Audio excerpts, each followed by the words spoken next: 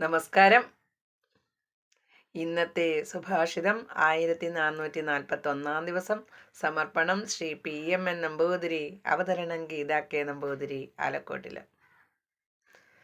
ദൈവേജ വേദേജ ഗുരൗജ മിത്രേ തീർത്ഥേ മഹാത്മന്യഭിഭേഷജേജ ശ്രദ്ധാ ഭവത്യസ്യ യഥാ യഥാന്താ തഥാ തഥാ സിദ്ധിരുദേതി പുംസാം. അർത്ഥം: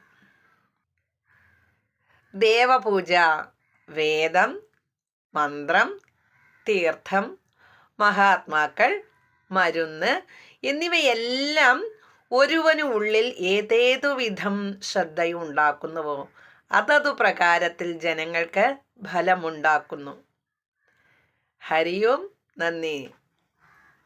നമസ്കാരം.